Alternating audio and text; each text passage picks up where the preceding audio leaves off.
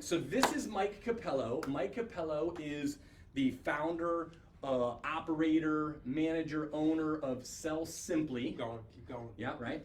I've asked Mike to come and talk about today's topic, which is how to find deals. Mike has been finding deals. I'm not going to get too spoil much of your, some of the cool things, but Mike has been finding deals over the last couple of years in a specific geographic area, though it's somewhat broad, but a geographic area. And I really wanted to pick his brain and have him just kind of collaborate with me on this topic matter of how to find real estate deals.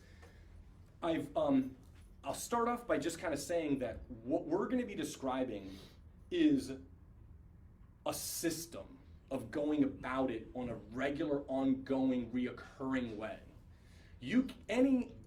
Anything can work once and kind of get a little bit lucky type of scenario. But what we're going to kind of go through is like how to do it, how to build something that produces consistent results in terms of finding real estate opportunities. Before we do that, let me just kind of click, that's the wrong thing. Let me click through the slides here. There's a couple things to just kind of cover real quick. What is GRID? We are a nationwide and eventually global real estate investment network. And what we mean by that is we hold these events, and there's probably about 7 to 10 of these events around the DC metro area on a monthly basis. We have 30 plus different communities around the entire United States. We started in the DC area, so we've got a larger presence here than in other spots, but we're in Texas and Florida and Philadelphia and all sorts of different spots. But our goal is to educate people for free in our local community about how real estate investing works for the benefit of us getting to know you guys, network with you guys, put deals together, in the room and things like that, which has always kind of brought us a ton of opportunity. So we're a global real estate community. We're not gurus. We're just real people doing real deals. And Mike is certainly a real dude doing real deals. So I appreciate you coming. Our mission is to connect, learn, and collaborate with like-minded people of interest, building wealth and creating impact through real estate. So if you're here for the crocheting training, you got the wrong spot. This is a real estate gig. All right, welcome to, but we're not just for experienced or super experienced people or just for novices. We're kind of got everybody. We got people in the room here with varying levels of experience in real estate investing as well. And we're gonna get to hear from you guys in just a second. I wanna have you guys kind of do some intros. But we are lifelong learners, and we believe everyone has value to share. The vision is GRID, and this is a bit of a new slide for those of you who have been here a couple times. To be in 1,000 communities, currently we're in 30 to 32, I believe, with 2,000 leaders, 10,000 people financially free through the training that we kind of bring to teach people how to leverage and use real estate to create wealth. 100,000 millionaires and over 1 million members. So that's kind of the big picture, and and the way that we do it is by serving you guys so that you guys can kind of continue to grow on your own path of real estate investing and say, cool, you guys hopefully derive value from what we bring and provide, thereby allows you to continue to grow, and ultimately you guys are going to be, hopefully part of that bigger, larger vision. And frankly, just for showing up tonight, I appreciate it. So I'll introduce myself. Mike, if you'll introduce yourself. Sure. And then we already kind of talked about why we run this group. Already talked about what we want to accomplish with you, and then how you can connect with us. And then, does it say? Good, that's the next one. So my name is Matt Megel. I am the founder, owner, operator, all those things that I said about you, of a business called CAZA Gainesville. CAZA Gainesville is a real estate residential sales company that my wife, who's over here wearing our beautiful logo on her sweatshirt, that we started in 2016. Prior to that, we were just real estate agents on a residential real estate team with a business partner of mine, Robert Chavez. Some of you may know who he is. He is actually the founder of the GRID real estate investing community back in 2007. He and I got together in 2009, and I was just a business partner of his. 2016, I went out on my own with him just being a part owner of my business. That residential real estate sales, like real estate agenting, to make it simple, is predominantly focused on the Gainesville, Virginia area. I do serve all of Northern Virginia, but when I'm kind of building community, investing in marketing, working to try and develop more and more relationships, it's here in Gainesville. That's my primary focus. And that's really one of the primary reasons I run this particular group, is because I want to serve the Gainesville community so people can also think of me when it comes to like residential real estate stuff. Hey, Matt, I got this deal. Would you help me look at it? Does it make sense? Hey, I'm trying to sell this. You know anybody who's got, who's interested in buying an investment opportunity from me? I'm trying to source some hard money. Like I am the guy with a guy is how I kind of phrase myself. I got a guy for that. You need carpet, you need paint, you need a new chimney, whatever. That's what I do, and I focus on this area. Mike, who are you and why are you in this group? I'm Mike, as Matt said, Capello. I own SellSimpli. I know a lot of you guys here in the room already, I think, through some other events, but those of you that don't know me, I see some new faces here. SellSimpli is what I like to consider more of a marketing business. We market to distressed sellers, and it is a branch of our business that finds us opportunities. I really consider myself a real estate investor. I am a licensed agent as well, but I play a lot more on the investment side of the business. SellSimpli is our marketing vehicle that we use to reach out to distressed sellers, and our main focus, like Matt, I have a very small focused area, but I'll do deals anywhere in Northern Virginia, D.C., Maryland area. But we focus most of our marketing dollars and our community service, and really where we want to be buying is Front Royal, Winchester, and some of the Western markets. So if anybody's interested in those markets, I'd love to connect with you, talk to you about that, why that is. Mainly lower barriers to entry out there. We're finding a lot more deals out there. The deals closer into the city can be a little tighter, and so we're focused out there, buying deals out there, doing some Airbnb, doing some rentals, doing some fix and flip, a little bit of everything on the investment side. So that's a little bit about me to start. When I think of your geographic area, the word I use is kind of like the Shenandoah area. Yeah. Is that accurate? Shenandoah Valley, yeah. Shenandoah Valley is really what, since we're sort of focused on the short-term rental market, Shenandoah Valley, which would be like Luray, Shenandoah County, Page County, Warren County, but yeah, Shenandoah that's accurate.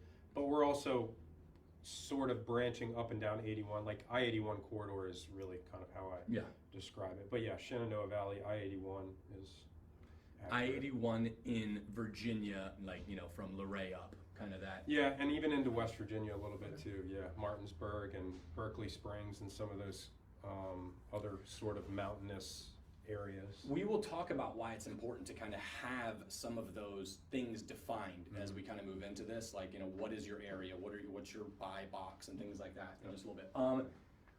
Why do we run this group? Any of these other questions? How can you connect with me? Frankly, keep coming back to this, please. But then two, Facebook is a great thing. We kind of talked a little bit about that. Facebook.com/Matt Megel, last name Megel. Please be my friend. I'd love to stay connected with you that way.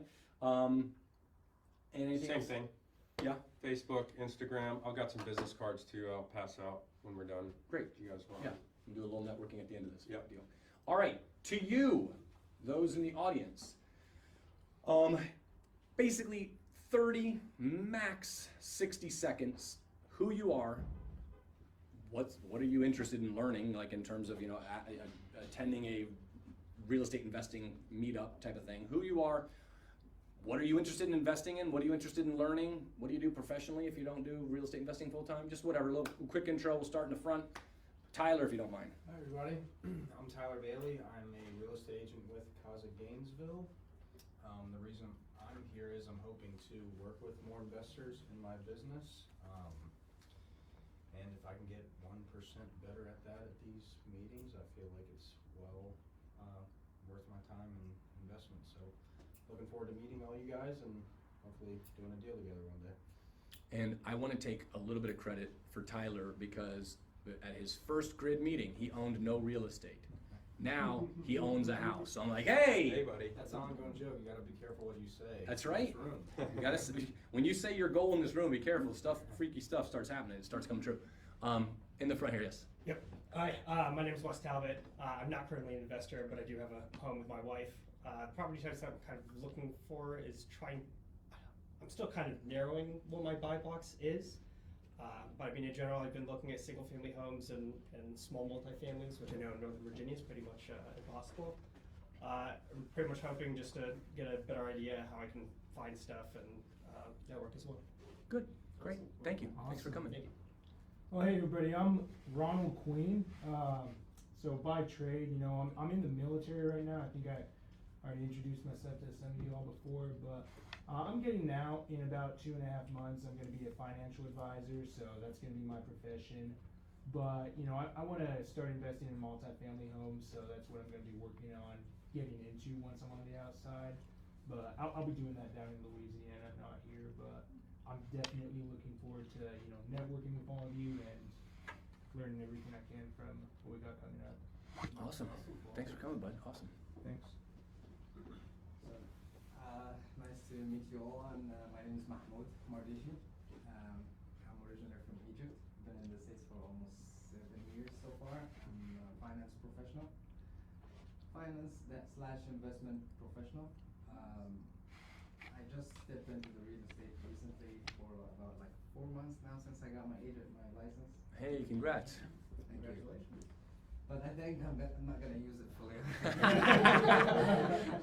It's a good exercise. I'm more onto the investment side, and since I've been to I'm like, by chance, I've been into Airbnb since I came here, and I've like been into Shenandoah area a lot. And just by chance, I bought 2 lots, and by chance talking to Rob and Mike, they're already like in there, and then I started to learn what they're doing, and I think I'm gonna focus more into this Cool. short-term rentals area in Shenandoah. Great, Mahmoud, appreciate it, bud. Thank you. Wanna go to me? Yes, ma'am. I'm your wife. Good to see you. My name's Beth Megel. Matt and I together run CAZA Gainesville. We're both licensed agents. I focus a lot on helping people get their homes ready for sale in terms of staging / making wise financial updates to the home. We are investors currently. We own a handful of rental properties here in Gainesville. We just purchased our very first Airbnb, so I need to talk to you guys at the gorgeous Lake Anna. So we're super excited about that. But I would love to learn short-term rental stuff. I need to know this. So I'm excited to network with you guys tonight. Do you mind sharing, when's your birthday? It's tomorrow. Tomorrow! Try to get all the points I can. Elise? Were you gonna talk to me? Go ahead. My name is Elise Nice. This is my husband Daniel Nice, who usually talks for me. But I'm a licensed real estate agent with CAZA Gainesville. Currently pregnant with our first baby. Wow. So that's exciting. In this room because investing has definitely been a part of our strategy for the lifelong term.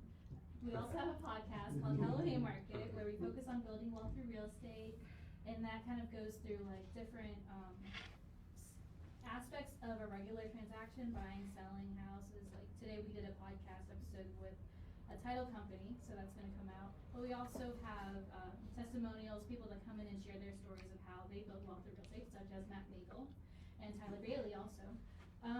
But yeah, if anyone has a story that they would like to share, we're always looking out for guests. Yeah, awesome. You got it. My name is Daniel Nice. I'm her husband. I'm also an agent with the esteemed CAZA Gainesville Real Estate Group. I am Grid AI certified to work with investors, and I do work with a lot of investors. I specialize in medium-term rentals, so if anyone here has an interest in learning more about that subject, I would be more than happy to talk to you about it. Can you real quick tell us what is the Grid AI certification? Like kind of for those who don't know? Grid offers an educational program where you can become certified to be both an agent and an investor. Now, it's not the same thing as being state certified to be an agent. It's not a licensing program. It's just a process by which an agent can become competent at speaking the lingo that investors speak, right? Like if you want to talk to me about what's your internal rate of return, I can do that with you, right?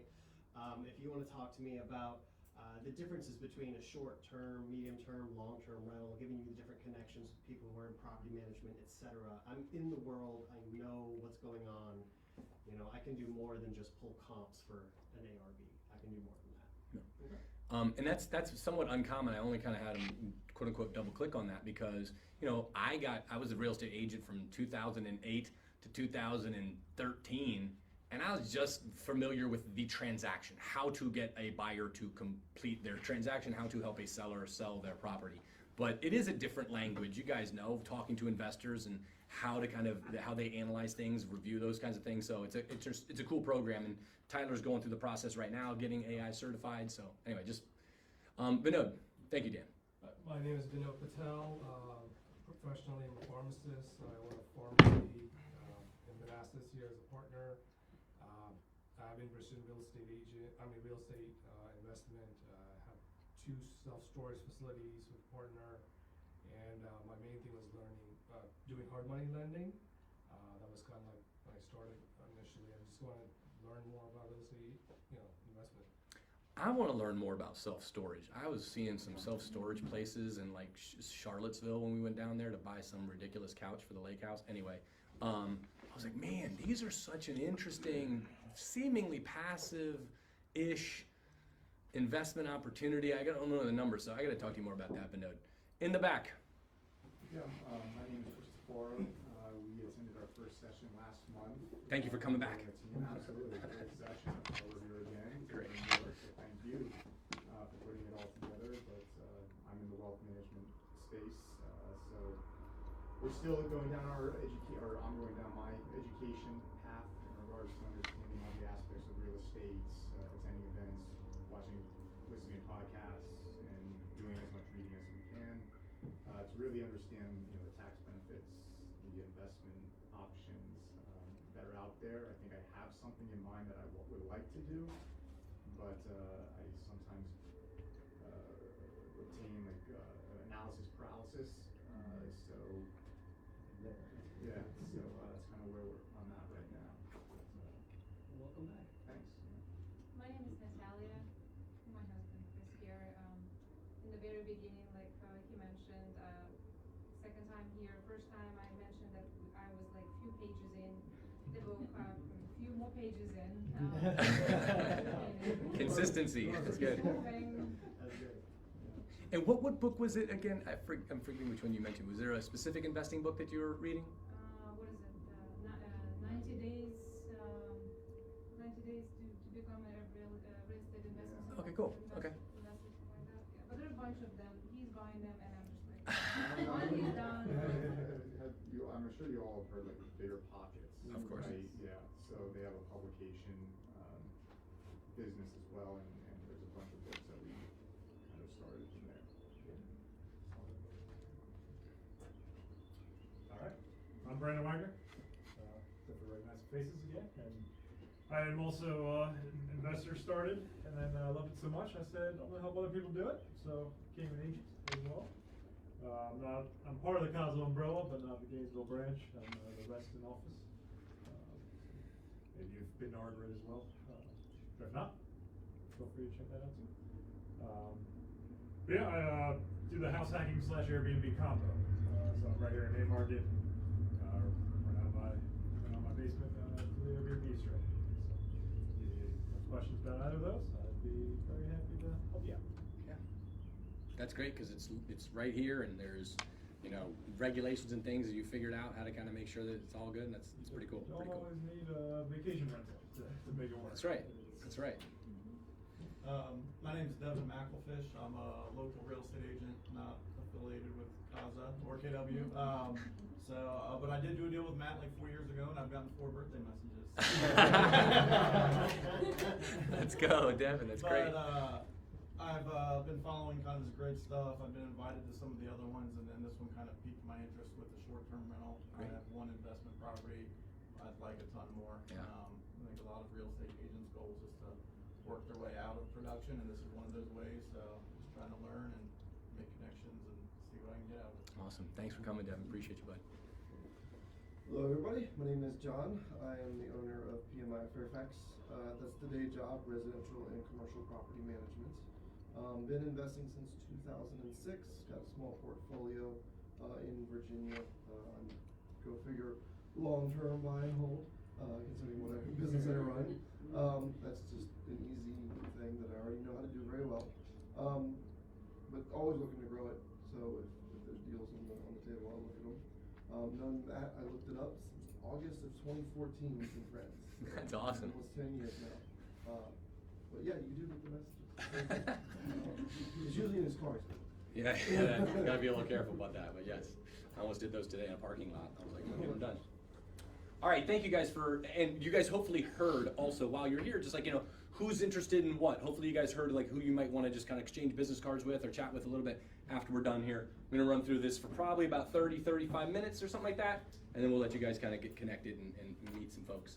All right, so important legal stuff. We're just real estate agents. We don't know what we're talking about. Talk to your tax advisor, your lender, your appraiser, your blah, blah, blah. Legal mumbo jumbo. I'm not making any claims. Don't sue me. All right.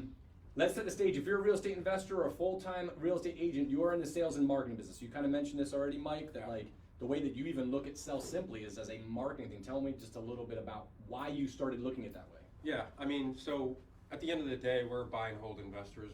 We want to be building a portfolio, and the way you do that for us is by sourcing our own deals.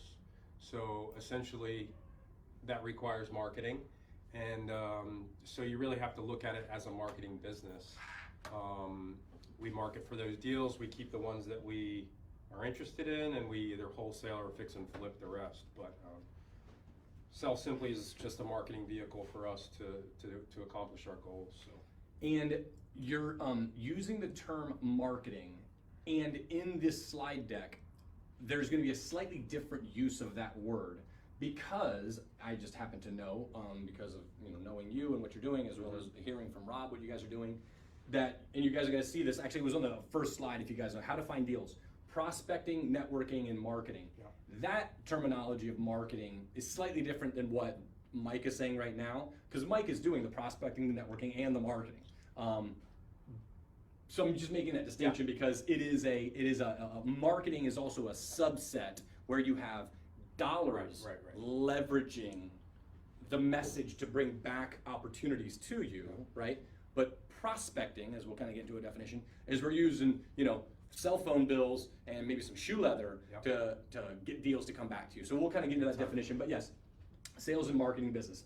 You are what's important though, and I don't think it's necessarily the only way to do it, but you mentioned that you're in the business of sourcing the deals yourself. Mm-hmm. You could be trying to work through other folks and that's part of it. Buy those, and if there's an opportunity that falls that way, you're open to it. Yep, for sure. But you want to be in control of your destiny. We want to control the asset, control the contract, control the deal. And so that's why you're thinking of yourself like that, right? And I think we all need to do that. We have so many people as a new real estate agent. I would have a lot of people call me and be like, hey, I'm a real estate investor. I'm trying to find these deals. Can you find me a deal? And I'm like, bro, that's your job. like, if I find the deal, guess what? It's my deal. Yeah. I'm gonna stinking sell it, or I'm gonna wholesale it, or I'm gonna flip it, or I'm gonna keep it long term. But like the whole business of real estate investing is finding the deal. That's it. I had a conversation with 2 agents today. They called me and they said, we're new. We've been agents for a while, but we want to get into investing. We want to start flipping houses. And I said, well, where are you going to get your deals? And they were like, oh, we've been talking to wholesalers. We've been looking on market, and we haven't had any luck. The numbers just aren't working out. And I'm like, well, there's your first problem. Like, yes, can you find deals on market? Yes. Can you find deals through wholesalers? Yes. Where are you going to find your best deals? By sourcing your own deals, for sure. That's going to be the best way. And how do you learn what's a deal? Is by sourcing your own deal, understanding your market, understanding your product, and then those deals that are on market or those deals that are coming from wholesalers, you can identify those without even having to think about it because you already know what you're looking for.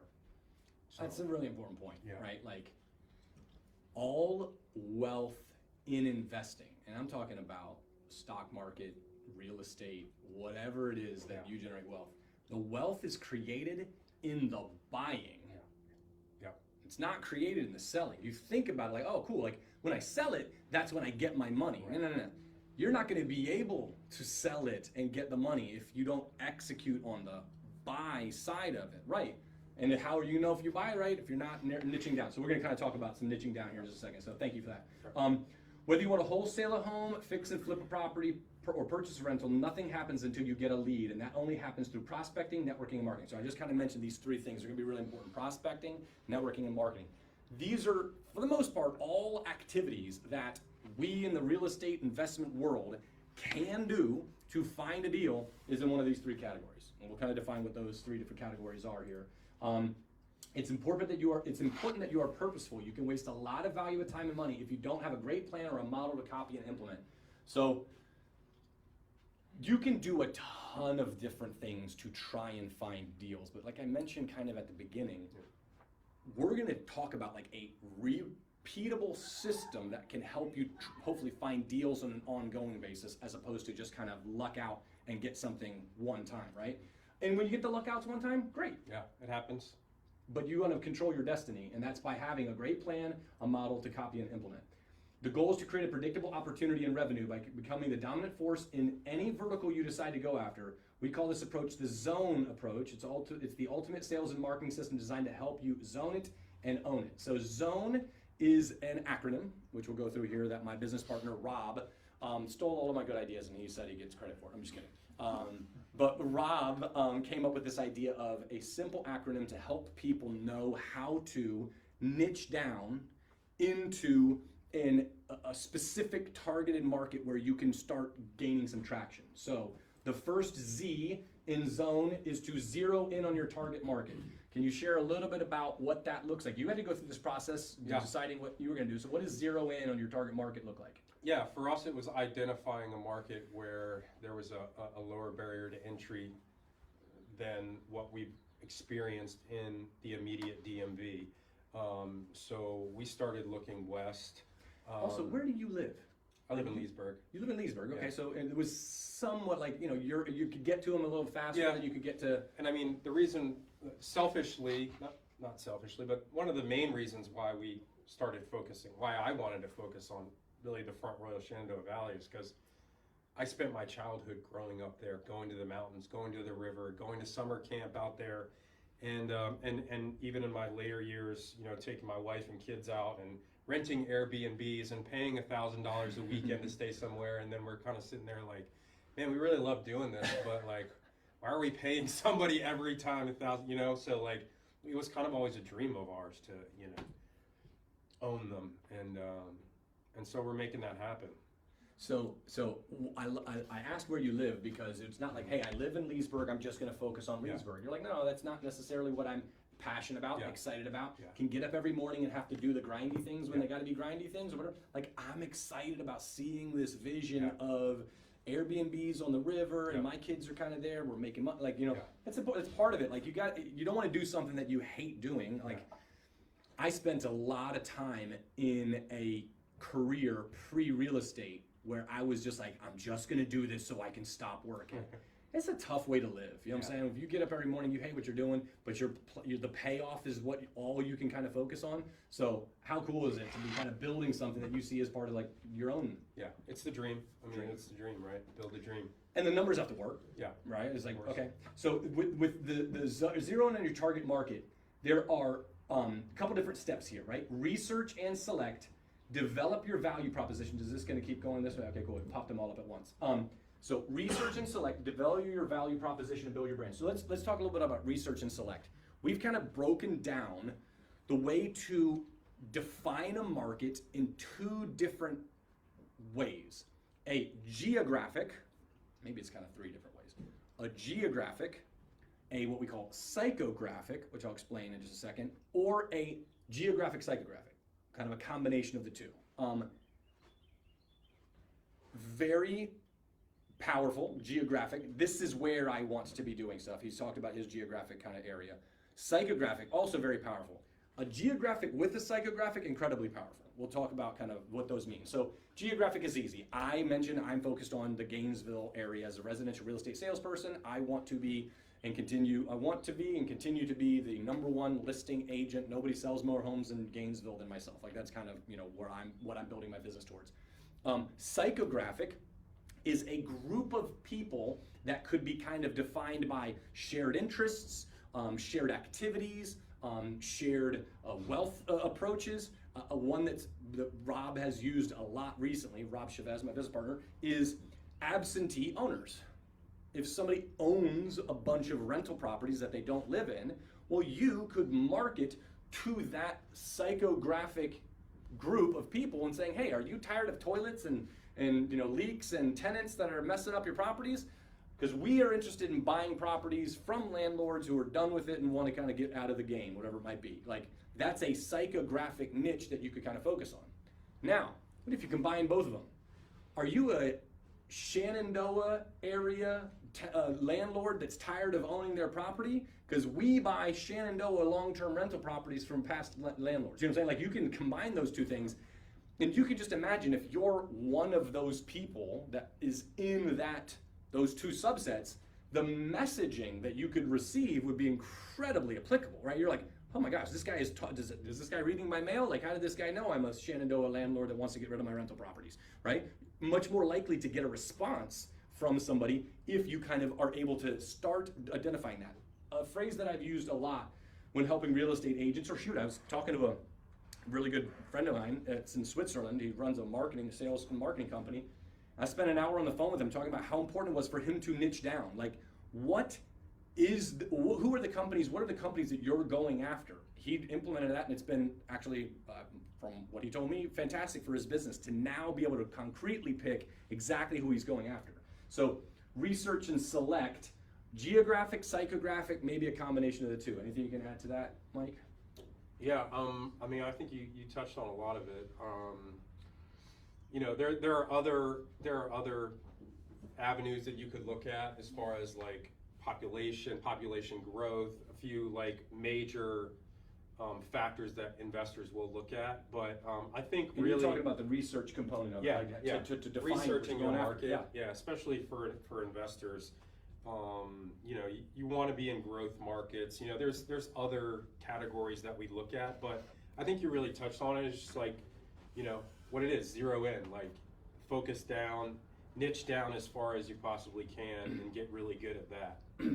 Second step then, develop your value proposition. If you know what geographic area, what psychographic area, or what combination of the two you're going after, what kind of problems do they have? Yep. What kinds of things do those people have trouble with that you can be the solution for? That does take a little bit of creative, you know, brainstorming to kind of figure out exactly if I'm in their shoes, what am I suffering from, and what can be the solution? Yeah. But that's your job. If you do that job, you are now going to be communicating directly to somebody who you can bring value to, you can impact in a positive fashion. Yeah, you've done a ton of this with people in the Shenandoah area. I was going to say, I would implore you guys to really explore different value propositions and different subsets of groups of people. Find something that you're passionate about. Like, I've really landed with the pre-foreclosure niche. I find that I can connect with these people. It's very rewarding to feel like you've helped somebody out of a really tough situation, and being able to build rapport with somebody that's in that situation, for me, has kind of come naturally. So find a group, maybe it's tired landlords, maybe it's absentee owners, maybe it's, you know, there's a wide range of other possibilities, but find something that you're passionate about and dive into that and explore it. How were you naturally able to connect with people going through that pre-foreclosure, am I going to lose my house process, or did you had to develop I mean, we experimented with a few different avenues. The absentee owners, I just found I was able to connect with them easier, and also I think it's an opportunity that's going to be, you know, in the past few years, there haven't been a ton of pre-foreclosures, but we're looking ahead at the market and interest rates and the economy, thinking, oh, this is going to be a big opportunity, like let's get ahead of this. And I just, as I kind of jumped into it, just really started to feel like connected to these people, and like, I don't know, it's really kind of worked out, and it feels good to help them, really. Yeah. It's great, and you've had some pretty cool success stories. Yeah. I'm gonna have you share some of those before we're done Yeah. here. All right. Own the mind share of the market. Start with prospecting, build through networking, multiply through, ZON, nurture. Got it. Just trying to get ahead, not making sure I'm not saying things too early. So start with prospecting. Why start with prospecting? I've oftentimes said, run a mile in the shoes you already have before you go out and buy new shoes, your running shoes. Because what happens, I know what happened with me is, I'm gonna be a runner, dude, I'm gonna do this, and I go buy the new shoes, and then they sit in my closet. I'm like, I should have just freaking seen if I was gonna do it, commit to it, run with it. You learned through prospecting, hey, I actually kind of have a way to connect with these people that are in this pre-foreclosure thing. But so start with prospecting. What is prospecting? Prospecting is, outbound phone calls, knocking on doors, driving for dollars, drive through neighborhoods where you are interested in potentially purchasing and see which ones have the grass that are growing up, where the windows look like they're not necessarily, somebody might not be living there anymore, it's a bit run down, and figure out how you can, belly to belly, get in contact with the owner and be like, hey, I'm looking for investment properties in this area. Do you happen to know anybody that might be thinking about selling anytime soon? Right now, you didn't say, hey, I see your house is all beat to heck. Can I buy your house? It looks like, that's not gonna go so well. But like, hey, do you know anybody? And they're like, well, actually, I'm thinking about maybe getting out of this blank hole. You guys, I'm like, oh, really? Well, yeah, I buy stuff just like this. But prospecting is where you can kind of cut your teeth so that you're not putting a bunch of dollars into something to only find that it didn't necessarily go. Share with me some prospecting. I mean, you were, Mr. Batch Leads and getting on the phone and talk to us about some prospecting examples. Yeah, we've been through it all, and as Matt's talking, I'm just sitting here thinking like the simplest things have worked the best. Cold calling, cold calling and texting, which is easy. You don't need money for it. Cold calling, texting, driving for dollars, just driving around, making a list, calling those people. We've spent quite a bit of money thus far already, pretty early on in our business, on direct mail and some radio ads and a bunch of other paid marketing. And the thing that really works is just picking up the phone. Like, pick up the phone, keep it simple, save your marketing dollars for when you've generated some income and you've got some momentum. But, we've experimented with a lot of stuff, and it comes down to repetition and being consistent and keeping it simple. So Consistency, incredibly important. Here's the thing that's really cool about starting with prospecting, is you can start to learn your numbers. Mm-hmm. If I make X amount of calls, X amount of people answer. If I use this script with that X amount of people, I get X amount of actual interviews where I can go visit the house with the person and kind of enter face to face. If I have X amount of face to face, I'm buying X amount of houses. And you got to track this stuff. It doesn't, but when you start figuring those kind of numbers out, now you can be like, okay, well, how many do I want to buy this year? Yeah. Cool. How many appointments do I have to do? Cool. How many thinking people have to answer the phone? Cool. How many phone calls do you have to make? And it really sets you up to control your future, your destiny. Yeah. And another thing I'll add, I remember, I forget your name in the back there, I'm sorry. Chris. You mentioned analysis paralysis. I mean, everybody in this room has probably been in that spot. If you've tried getting into real estate investing, the best way to learn and the easiest way to learn, the best way to be able to vocalize and talk about what you're doing is just to pick up the phone and start having conversations with people, even if you don't have a clue in the world what to say. If you have an idea in your head of what you want to do, find that person who owns that asset or that type of property or whatever, pick up the phone and just start calling people and having those conversations, because you're going to learn so much more that way. And then when you find something, go to somebody that maybe has a little bit more experience if you have questions, but just jump in. That's like the biggest advice I can give you, is like jump in, fail forward, and just like, you just got to go for it. And that's going to be your fastest way to make things happen for yourself. There's no one deal that's going to make or break your business. Yeah. So I don't really recommend typically like practicing on the public. Like, you can do role playing and you can practice, but at the same time, no one deal is going to make or break things, right? Sometimes when the analysis paralysis, and I know I've experienced this myself, is like, this deal is so important. Yeah. If I don't get Yeah. this, and then you get all in your thinking, and you're like, Yeah. no, dude, just freaking this. There's another one that I'll find. Like, just get into the. It's a hard thing to do. Like, it's a hard thing to do. I definitely struggle with. I still struggle with that. Every deal feels like it's the most important deal, but Yeah. at the end of the day, there's always another deal, and the conversations only get easier, and your confidence you only build more confidence by just having the simple conversations, even if you don't have a clue in the world where you're going with it or what you're doing. You just got to pick up the phone and like start doing it, start going through the motions. Build through networking. Okay, so you're doing the prospecting. You got your numbers. You kind of know what. Yes, go ahead, please. So I have a quick question Please. on that prospecting. Yeah. So yes, I agree on that thing. Experience is the best teacher. You're gonna only know once you actually take the step. Yeah. But who to call? Like Mhm. part of the prospecting. Like, okay, I know I want to invest in this area. Mm-hmm. How to find which houses to call? Mhm. Like, how I'm gonna start? Like, just randomly pick a street and try to figure the owners and then call them and hey, I'm looking for investment opportunities, or do you have some kind of filtrations on any kind of like sorting or websites you use or anything? Yeah, I use batch leads. It's basically like a public sort of MLS where you can pay a monthly subscription fee. You can access a certain number of properties depending on your subscription, and then you can target properties by demographic, psychographic, all these things we've just discussed.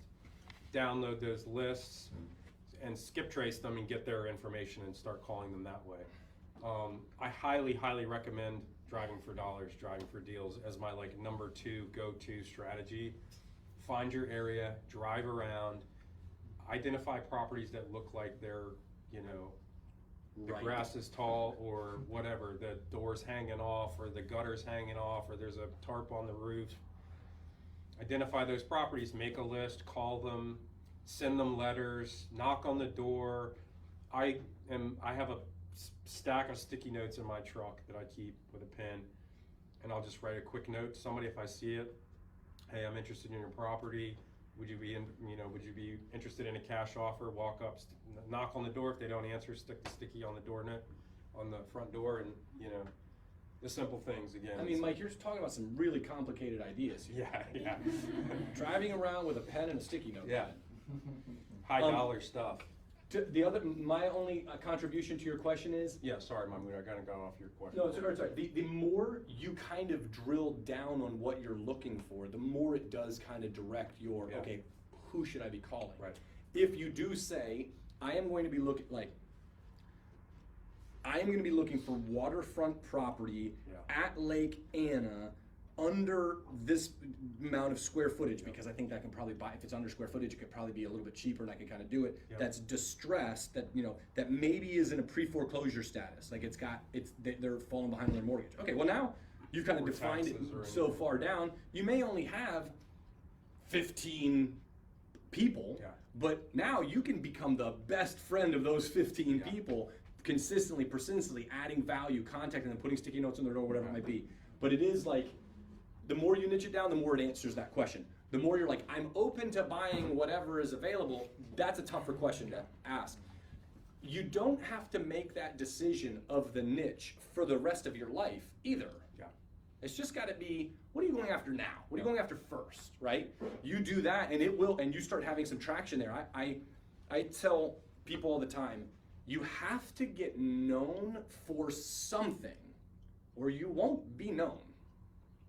So like, if I say, Devin, you know this, I'm a real estate agent. Congrats, there's a billion of you out there. Like, that doesn't mean anything. I'm a real estate agent that focuses on, foreclosure properties in this zip code. Okay, well, like, now if a guy knows about a foreclosure property in that zip code, you'll kind of come to mind. It's like trying to fight against Coca-Cola. I'm a soda too. Good luck, bro. Like, so niche down can really kind of answer that question. And you've got to be known for something or you won't be known. Anything you'll add, Mike? No, I think that's all. Perfect. Did I answer your question? Yeah. Great, thank you for asking. And by the way, I'll add one thing please. real quick too. an idea that when we were looking for lake houses at Lake Anna, that we came up with. One of them was the letter, the golden letter that we would send out to folks who met certain criteria, and we wrote this letter. Hey, this is our family. We're super excited about buying a house at Lake Anna. We have 3 kids. We have a dog. Here's a picture of us. Is that how you guys found that? You kind of become like No, MLS ultimately, but yeah. Okay. yeah. So anyway, Good idea. you know, that was an idea. Another idea that was crazy, but I seem to have made some connections in the area from doing it. I joined the Lake Anna Facebook page. Yep. And I posted on the Lake Anna Facebook page, hey, I'm looking to buy a house at Lake Anna, maybe off market. I'm a real estate agent. And I had several people send me messages, hey, my brother's thinking about selling, here's a picture, you know, all this stuff. So it's technology, it's not quite as, you know, fancy as the pen and paper idea. Yeah, no, I mean, I think a couple things we didn't touch on actually, Matt, along with owning the mind share of your market, especially for us as investors, talk to all the real estate agents, even if you're an agent in whatever market it is, let them know what you're doing. Hey, I'm a real estate agent too, but I'm also interested in whatever, houses at Lake Anna or pre-foreclosures or whatever your thing is. Connect with agents, connect with allied service, all the allied services contractors, whatever, any sort of allied service that you can think of in that zone, in that area. Businesses, like for me, I'm going into all the small businesses in Front Royal, introducing myself, dropping off a card or whatever, trying to make friends with people, telling them what I'm doing. It's all part of owning that mind share and being known in that market for what you do. It's really step 2 is exactly what you covered, networking, right? Now he's out in the community, in the businesses, all that kinds of stuff. He knows what he's trying to say. He's zoned in. He knows his message. He knows what he's trying to make sure that he's known for. And now you just tell everybody. Honestly, you can tell them through social media. You can tell them through golden letters. You can tell them how text messages to people who might be interested in selling properties. This is who I am. This is what I'm doing. But that's the second step. Third step, multiply through marketing. You've done some of this, right? This is where I mentioned your dollars are now creating leverage for you. They're going out and working in the market to try and spread that message. Lots of different ways you can do that. What would you share? Direct mail, again, is going to be probably your cheapest, quickest way. It takes time. You have to be consistent with it. Have a message. We've actually sort of varied our message a little bit from letter to letter and kind of tweaked our letter each time. We found that worked. The handwritten letters really work. Of course, if you have time or you have a very small list or a specific list. For people who don't know, give us like a real quick off the dome, what kind of stuff is in a letter? Like just simple message that you've done. I mean, keep it simple. I'm a real estate investor in the area. I buy property. I was in the neighborhood. I saw your property on 123 Main Street. It looks like a property I'd be interested in buying. I try and keep the message fairly vague and simple. You know, sometimes I'll throw a picture of myself on there. I don't love doing that. I like to keep it kind of just quick and dirty. I've found that to be the most effective way of doing it. Even with small postcards, we've experimented a little bit with like a little bit of a flashier postcard that's more expensive and gotten very little return from those. So we've gone right back to just keep it simple, cheap, put your message on there, put your information on there. Like the people that are going to be responding inbound are going to be ready. Like they're going to be ready to respond. So that's what we found has worked. I saw the street sign for SellSimpli. Yeah, bandit signs. Again, another one that's like easy, cheap. We buy houses fast, cash. Yep, that's it. Right? Phone number. I mean, the only thing I'll just say about the marketing piece is try to remain as authentic as possible. Yeah. Right? You don't want your marketing message to be disconnected from who you are as a person, right? They get the marketing message, they respond to that. Now they're interfacing with you. That shouldn't be a disjointed kind of process. That should be like, oh, okay, yeah, this is who this guy said he was, and now he's here, right? And yeah, simple, authentic. Yeah. But you guys seen We Buy Your House in 7 Days. Express Home Buyers will buy your house. You get to that level where you're putting some serious money into TV advertising, have a jingle, all that kinds of stuff. It all works. All right, let's keep moving here. Stay a little bit on schedule. Prospecting. We already went through this. Making offers on listed listed properties. You can still find properties in the MLS that will work. The property that Beth and I bought, at Lake Anna, it was an MLS listed property. What's kind of cool, real quick side note, is as an agent, if you happen to have your license as part of this process, Mike's licensed, a bunch of us are licensed in here. If it's on the MLS, then the advertised buyer side commission is basically an instant credit back to you, right? You're earning it as the buyer / agent, so that's kind of an instant.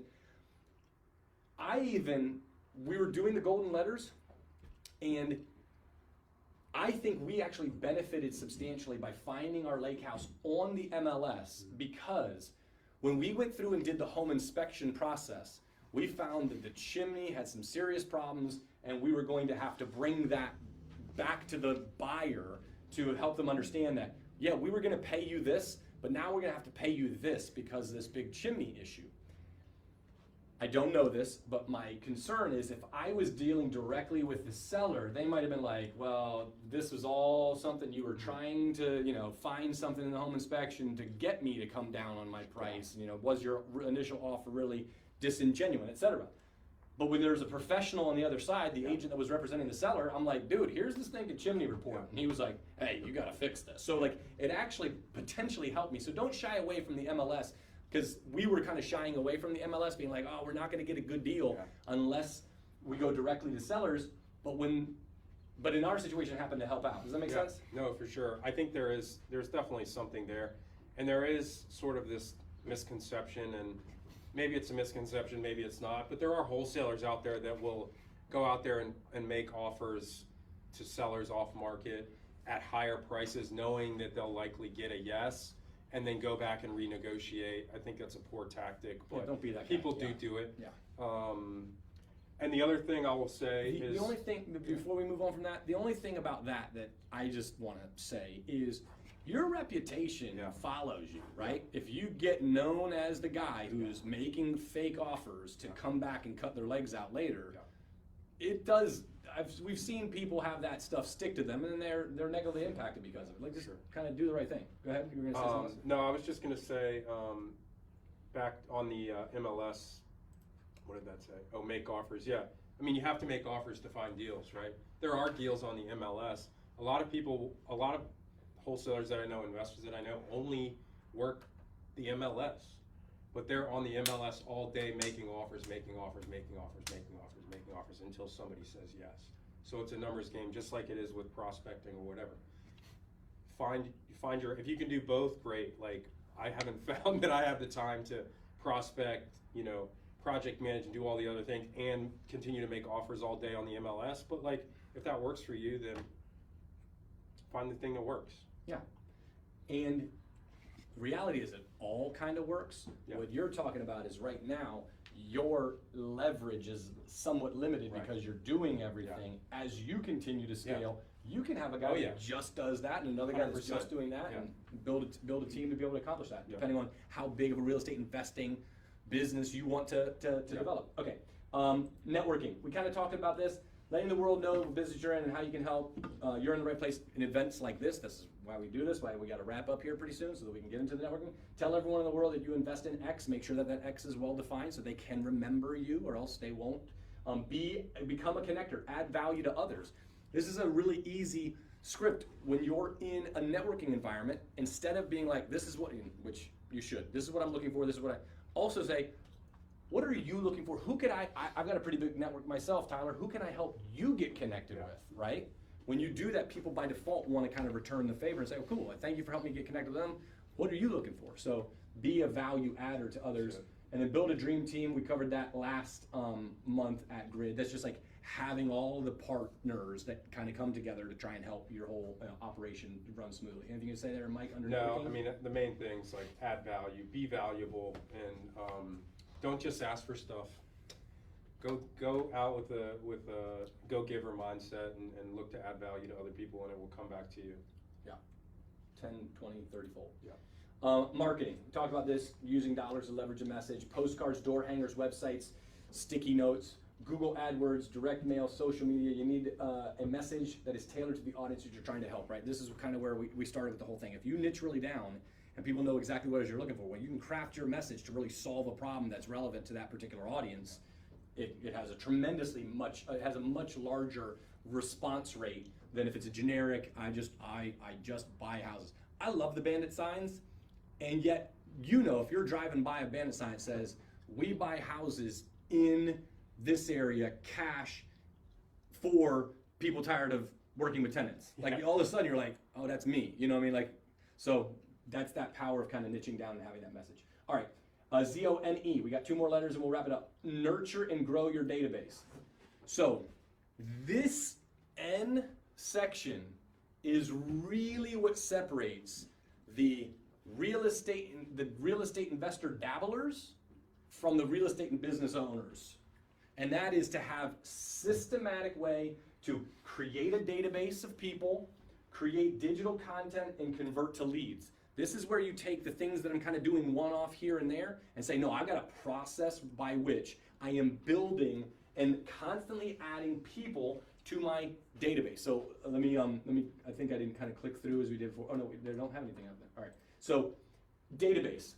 What CRM are you using to start to keep track of your opportunities as they evolve? Because a lot of these opportunities might not be looking to sell right now, but 9 months they will. Where are you going to be at that? Yeah, we've toyed with a few.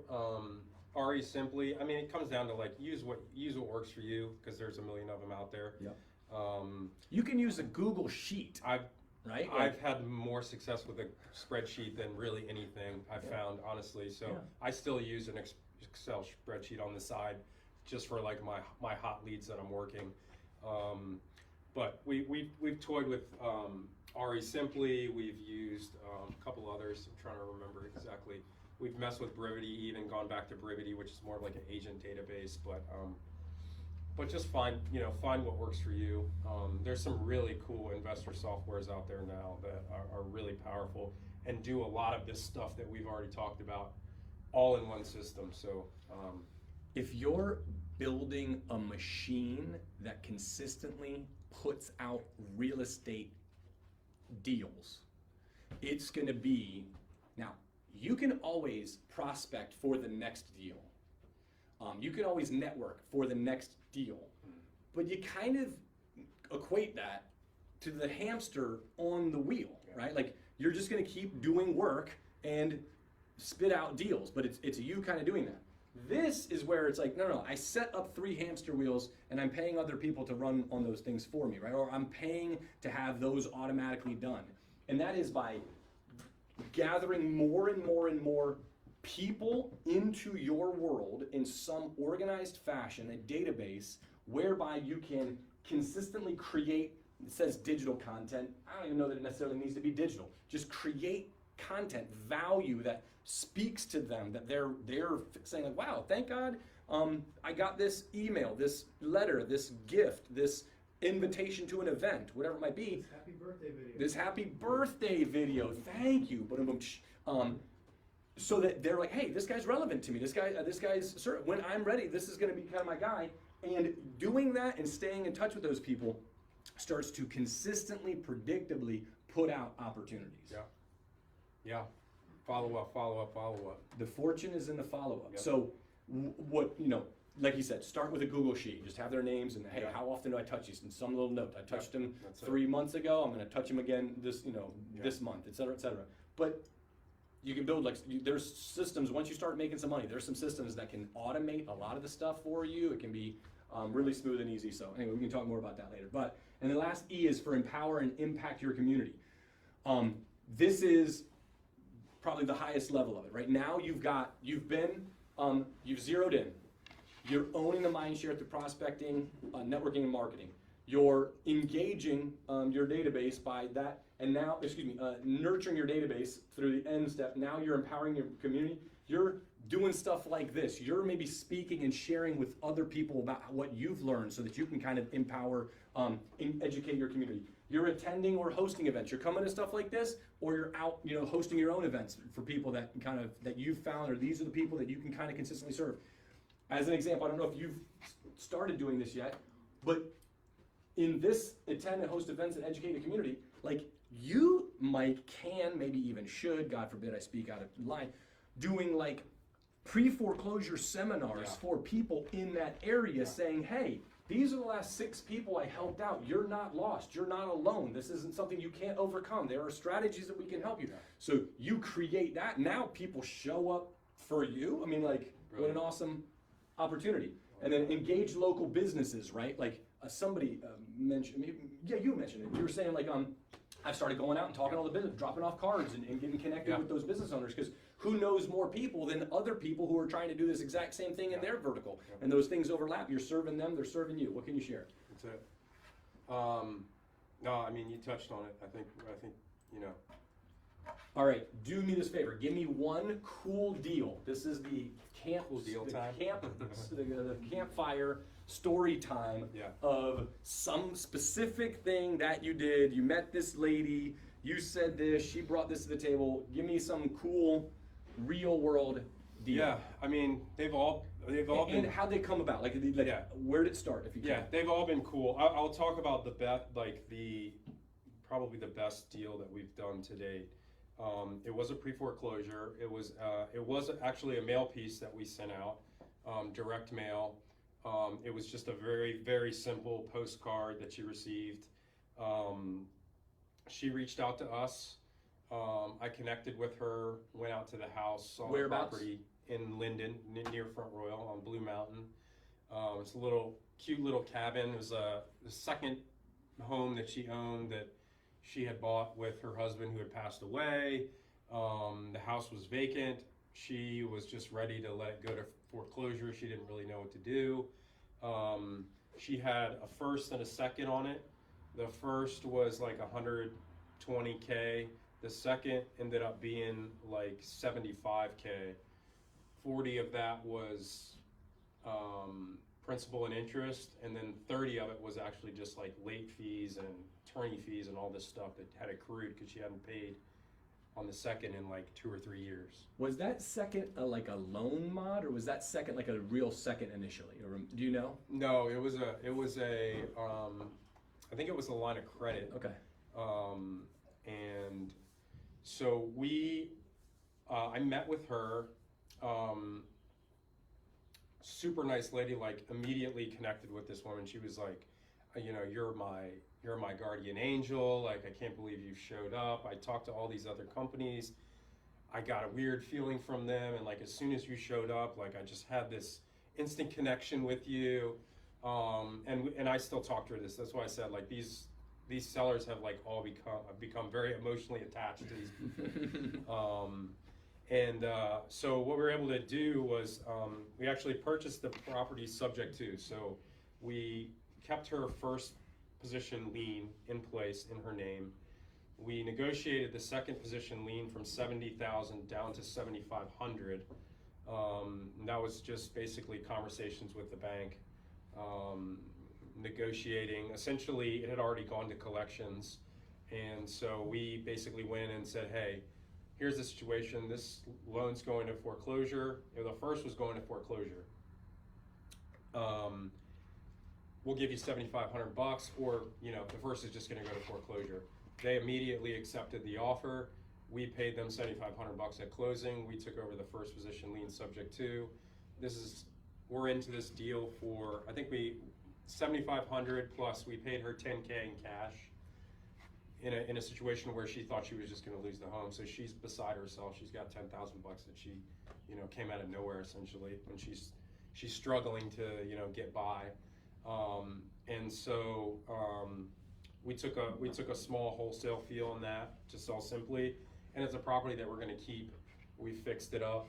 It'll be an Airbnb for us. What was the rent out costs on the Airbnb, if you ballpark? We're in it it's not quite done. We'll be in it for probably about 75, 80K. All in, like about 100K. The first is at 2% as well. It was a loan mod, you're right, because they modified the first to 2%.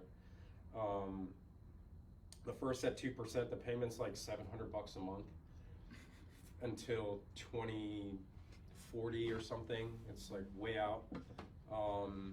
And you know, it'll make us $3-4 grand a month as an Airbnb. We got a private lender for the second, so really in it for nothing out of pocket.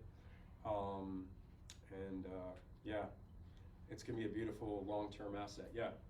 Yeah, can I ask? Yeah, please. Please. This is awesome, bringing Yeah. it to life for us and so forth. And I think this goes back to my question or concern and issues around analysis paralysis Yeah. and so forth. So let's use your Front Royal geographic area as Sure. an example here and so forth. But in all the books that I'm reading, it's all about coming down to the cash-on-cash return, the IRR, Yep. the equity multiple that you can get on all this stuff. So at what point do you put pencil to paper to factor out the math of whether or not it's going to be a profitable transaction? Yeah, I mean, that's part of our initial analysis with the investor as far as like what our plan is to do it. This one was like a no-brainer essentially. So we didn't have to crunch the numbers too hard. We knew what we were getting ourselves into.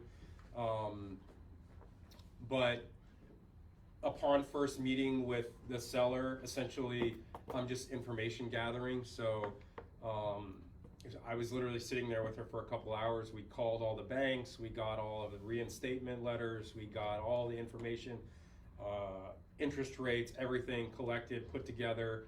And then I go back after essentially our initial meeting, kind of look at the big picture, come up with our plan to her, and then come back to her and kind of like pitch her sub 2. Essentially, we knew that's the route we wanted to take. I kind of alluded to it in our initial introduction meeting, yeah, I mean, my first meeting is always just information gathering, typically, unless I already know the situation. What's up, John? I was gonna give a tip, so there's a bajillion Google sheets and Yeah. spreadsheets, so you can do analysis on it. Yeah. And what I like to do when I get leads all the time for where we buy our buy and holds, I'll plug in all the data into the spreadsheet, and only certain ones will need information. You know, the rest are just, they're equations. And then literally, I have a profit loss statement, and I've conditional formatted it for red, yellow, and green. Anything in green, I'll make an offer on. It's super simple because I know that's within my rules. It's gonna be profitable. Anything in yellow, I'll look a little closer at rather than skip it. So that takes away the analysis paralysis because I've already set the rules. I just plug in the numbers, if it's green, I'll make an offer. And Chris, the only other thing I would maybe just add is like, until somebody gets so fine-tuned that they can kind of do it like by gut, right? Like, you know, you can put a couple hundred, maybe 1,000 into the spreadsheet, and then you won't even necessarily need the spreadsheet. You can just be like, I know this is not gonna work. But before then, what I'm always trying to do is just get into a relationship. Yeah. Like, hey, Have I'm the not conversation analyzing anything until I come, meet you, Yeah. see the house, see what your vibe Yeah. is, you know, see what your problems are, see if I can solve them. And then after that Million meeting, percent. whether it's on the phone or in person, right? That may be, I may have to do it over the phone or do it. But after that, now I'm kind of like, all right, hold on a second, does this kind of thing work? But it's after I'm making the calls. Like, I'm just trying to find who even wants to have the conversation, who even is open to talking. Then go to analysis. 100%. Every new investor I talk to, every single time, they want to overanalyze the deal before having the conversation. Have the conversation first, understand the situation, understand the problem, and then look at the deal. If there's something there, if you think there's something there. But like, I can't tell you how many new investors come to me and say, oh, I have this deal, here are the numbers, so and so, and I'm like, have you had a conversation with the seller yet? No. Well, then you just wasted an hour and a half putting together this beautiful spreadsheet for me about how great this deal is. You have nothing. You've got numbers on a sheet of paper. Have that. Just start having the conversations. Once you have a lead that you know is good, then you look at the numbers and figure out if it makes sense for you and put your offer together at that In point. the beginning, call somebody that you trust, like another investor, Yeah. and say, hey, can you just look at this with me? Yeah. Yeah. And that you'll learn so much just hearing their thought process on Yeah. why, If you would need- you buy this and why or why not, and let them kind of walk you through and explain their thought process. 100%. I'll say this, like Vinod is interested in lending money. Running a deal by a hard money lender is a really great data point. The hard money lender's like, I ain't lending on this. Well, shoot, maybe I shouldn't be buying this thing. You can even have other people who have a somewhat of a potentially vested interest in it. Yeah. Look at it like, hey, I'm interested in maybe using you to borrow on this. Will you look at it? The only other thing I was going to say was, also, Naya was here a couple months ago, for those of you who were here for that. And she is a specialist in the subject to world, buying a property subject to the existing loan. She made a really important point, which is, don't assume that you know if the seller is going to be happy with your offer. You may feel like, I should really, they're not going to like this. I need to offer them more money. Not necessarily. Money is not the overall most important thing to a lot of people that are suffering from different circumstances and situations. Sometimes it's like, hold on a second, how fast can you do this? Yeah. I can do it crazy fast, but I can do it at this price. Yeah. So meet the person, Understand do the situation. analysis. It might not be, to John, your point earlier, they may have made you an offer, which is red. You can always recalculate it back to green and say, unfortunately, this is what I can do, and let them say no. They can say no, but that's what you need in order to make it work, right? Might do a quick It says if you do it 90%, 80%, 60%, Yeah. it's like, Yeah. I might do a quick, subject to blurb, like some people might not know what that is. Who doesn't know what subject to is in here? All right, fine, Chris. All right, good. Give me your first name again. Ronald. Ronald, we've been picking on Chris too much. Ronald, this is coming your way. So subject, yes, please. Mahmoud? Mahmoud, yes. Mahmoud. Just before we go to the Yeah. subject, I just wanted to elaborate more on the Yeah. deal, because this is important. We're talking about how to find deals, but we didn't establish what is a deal. Yeah. So what makes a deal is, and it's different between everyone. Maybe someone is my business, for instance, is I can return usually I have a IRR of 10%. Then anything above 10% is gonna be nice. Anything below 10%, no, I would rather invest in my business or something like that. But Yeah. by nature, as you also mentioned, you're in the wealth management. By nature, real estate is less riskier assets, so we'd be looking for anything with positive returns.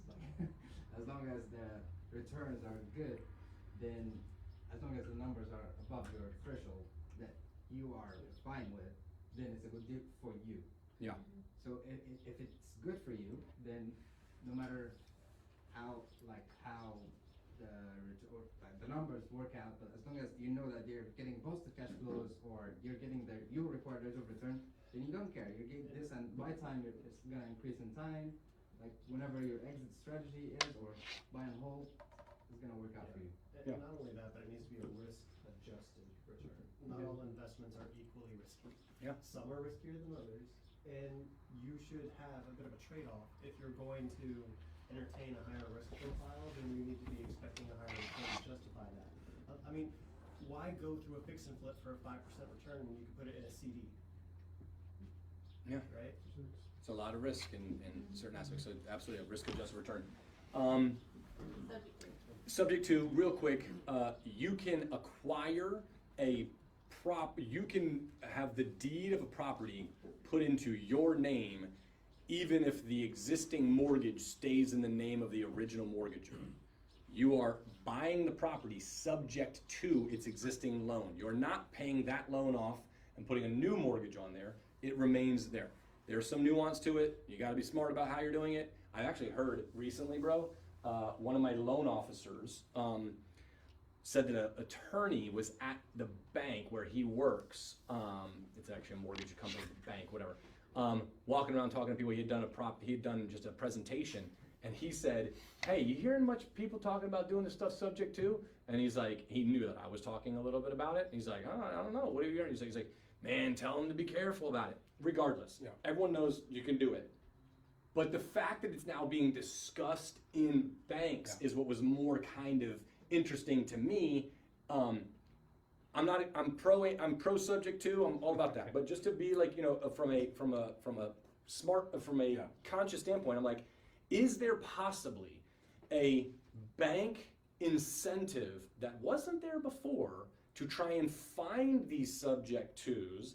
Because twofold. One, has there been a squeeze on banks recently? Mm-hmm. Might they be interested in getting some deposits back if they could make their due on sale clause? Because there's a clause in every mortgage that says if the title is transferred, then we can, don't have to, but we can activate this need to be paid off in 30 days, 60 days type of clause.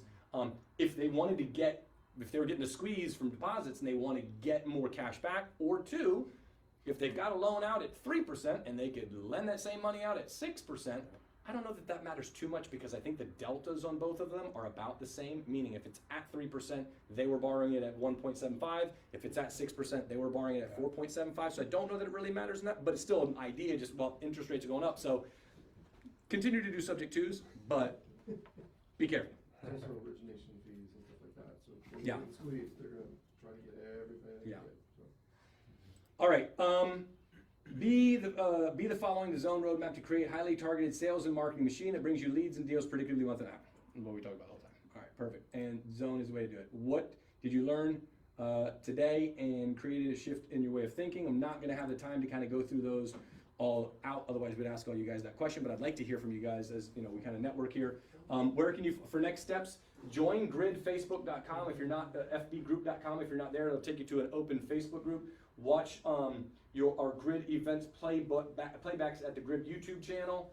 Those are, believe, grids that are around the entire country. And then RSVP to next month's event here. If you would, come back next month. Next month's subject is, wrong one, how to estimate renovations, analyze costs, and minimize mistakes. So that's going to be here next month, second Tuesday of May. Come on out. We'll have somebody else. I'll bring somebody else, another guest in to kind of talk a little bit about that as well. Any last thoughts or anything, you guys? Instant access. This is something else. FreeGridPass.com. They just put this in here. Gain instant access to Grid Investor podcast episodes, event slide decks, exclusive Grid Mastermind. So check out FreeGridPass.com and go take massive action. Before we wrap up, any questions, thoughts, ahas you must say before we network? Don't forget to send her a video tomorrow. Your wife. Yes, I will have to send her a video tomorrow. It needs to be spectacular too. He It literally needs to be sends most it from a different house. I should have you on your own Facebook video. I'm like, hey babe, let's wish you happy birthday. Anyway, but okay, cool. I appreciate that, John. Yes. Anything else? Yeah, well, back to the analysis paralysis thing. Yeah. I think what people find more comfortable is a spreadsheet, looking at numbers. They can do it by their desk. No one knows they're doing it. It's the going out and reaching out to people and the talking. It's harder, right? And that just makes it less likely to happen. But I will say, just coming to an event like this, you're already starting to put yourself out there. You're starting to get in the right mindset. So I appreciate it. The first step's there, right? It's just a couple more steps. And with a lot of the investors that I work with day to day, sometimes if they go silent for a while, but they've told me that they're trying to buy within a certain time frame, I'll reach out and I'll be like, hey, let's just go over the numbers on a few of these just to get you back engaged. Because a lot of the time, they just kind of, the analysis paralysis, and then they tune out. And that's not really helpful for the process, right? If you have a goal that you do have a meaningful intention behind executing on, then you do need to go through the motions. You need to practice it, right? And I found that helps a lot. Yeah. Chris is like, I'm over analysis paralysis, people. All right, thanks guys. Stick around, exchange business cards.